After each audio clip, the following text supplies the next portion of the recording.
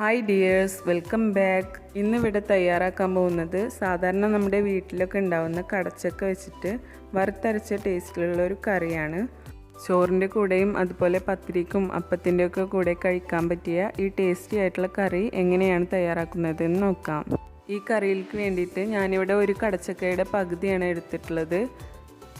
കടച്ചക്ക തൊലി കളഞ്ഞ് ഇതുപോലെ ചെറിയ പീസാക്കി കട്ട് ചെയ്തെടുക്കണം.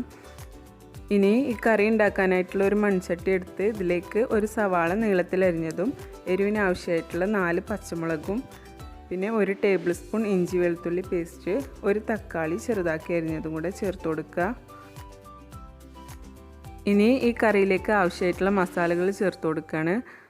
1 ടീസ്പൂൺ മല്ലിപ്പൊടി, 1 ടീസ്പൂൺ മുളക് പൊടി, 1/2 ടീസ്പൂൺ മഞ്ഞൾപ്പൊടിയും പാകത്തിന് ഉപ്പും കൂടെ ചേർത്ത് കൊടുക്കണം. ഇനി ഇതിലേക്ക് 1 കപ്പ് വെള്ളം ഒഴിച്ചിട്ട് 2 തണ്ട് വേപ്പില ഇട്ടിട്ട് കൈകൊണ്ടൊന്ന് തിരുമ്മിയെടുക്കുക.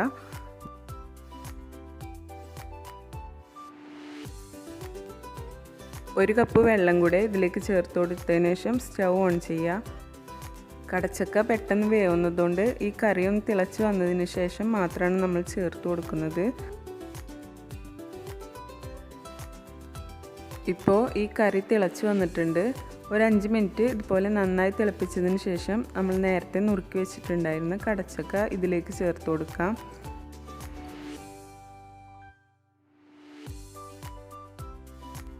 കടച്ചക്ക ഇതിലേക്ക് ചേർത്തതിന് ശേഷം കറിയെല്ലാം ഒന്ന് ഇളക്കി യോജിപ്പിച്ചെടുത്ത് അടച്ചു വെച്ച് വേവിച്ചെടുക്കാം. ഇത് കുക്കായി വരാനുള്ള ആ ഒരു ടൈം കൊണ്ട് നമുക്കിതിലേക്ക് ചേർക്കാനുള്ള തേങ്ങ വറുത്തെടുക്കാം.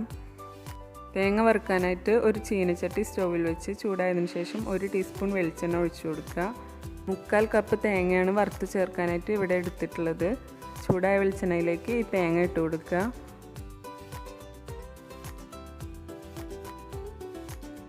ഇതിലേക്ക് 4 ചുവന്നുള്ളി അരിഞ്ഞതും 1/2 ടീസ്പൂൺ വലിയ ജീരകവും കുറച്ച് കറിവേപ്പിലയും കൂടെ ചേർത്ത് കൊടുക്കണം. ഇനി ഈ തേങ്ങയൊക്കെ ഒരു ഗോൾഡൻ ബ്രൗൺ കളറായി വരുന്നത് വരെ നല്ലപോലെ വറുത്തെടുക്കണം.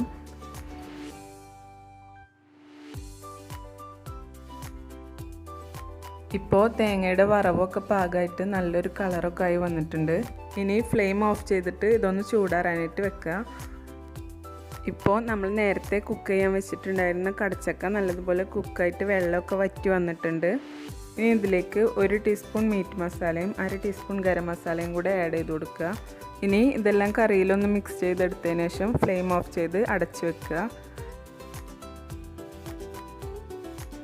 ഇനി നമുക്ക് ഇതിലേക്കുള്ള അരപ്പ് റെഡിയാക്കി എടുക്കണം. അതിനായിട്ട് ഒരു ഗ്രൈൻഡർ എടുത്ത് അതിലേക്ക് നമ്മൾ നേരത്തെ ചൂടാറാൻ വെച്ചിട്ടുണ്ടായിരുന്ന തേങ്ങ വറുത്തത് ഇട്ട് കൊടുക്കുക. ഇത് നന്നായിട്ടൊന്ന് പൊടിച്ചെടുക്കണം. ഇതുപോലെ പൊടിച്ചെടുത്തതിന് ശേഷം ഇനി ഇതിലേക്ക് 1/2 കപ്പ് തേങ്ങാപ്പാൽ ചേർത്തിട്ട് ഇത് നന്നായിട്ടൊന്ന് അരച്ചെടുക്കുന്നുണ്ട്. ഇനി അരച്ചു വെച്ചത് നമുക്ക് കറിയിലേക്ക് ചേർത്ത് കൊടുക്കാം.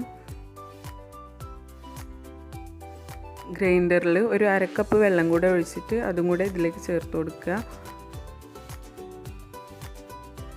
കറിയിൽ ഈ തേങ്ങ വറുത്തരച്ചതൊക്കെ നല്ലപോലെ മിക്സ് ചെയ്തെടുത്തതിന് ശേഷം ഇനി ഇതിലേക്ക് 1/4 കപ്പ് തേങ്ങാപ്പാലും കൂടെ ചേർത്ത് കൊടുക്കുന്നുണ്ട്. ഇനി സ്റ്റൗ ഓൺ ചെയ്തിട്ട് ഇതൊരു മീഡിയം ഫ്ലെയിമിൽ വെക്കുക. ഈ കറി നന്നായിട്ട് തിളച്ച് വരണം.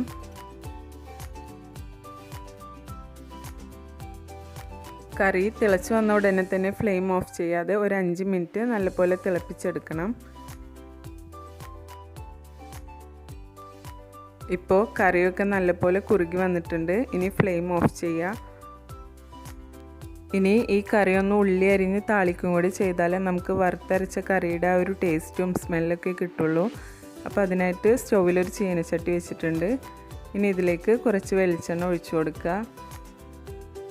ഇതിലേക്ക് 10 ചുവന്നുള്ളി ചെറുതാക്കി അരിഞ്ഞത് ഇട്ട് കൊടുക്കുക.